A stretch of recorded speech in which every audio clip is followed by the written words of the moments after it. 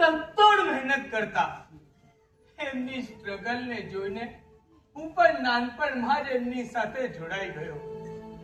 હાથ વધ્યા એટલે કામ વધ્યું. પછી મારા જીવનમાં ભારતી આવી ને એની સાથે સાથે બરકત પણ લાવી.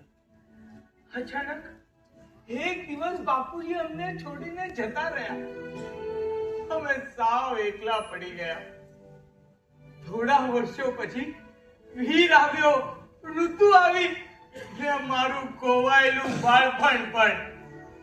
મેં ત્યારે જ નક્કી કરી લીધું હતું, જે બાળપણ હું ન માણી શક્યો એ મારા સંતાનો જરૂર માણશે. એટલે મેં એમની દરેકે દરેક ઈચ્છાઓ પૂરી કરી. મંદી આવી, મુશ્કેલી આવી, કોરોના જેવી મહામારી આવી, તો પણ આ લોકોને કોઈ પણ વસ્તુની ઓછપ ન આવવા દીધી. પણ આજે પ્રફુલ્લ, તમે ચિંતા નહીં કરો, બધું બરાબર થઈ જશે.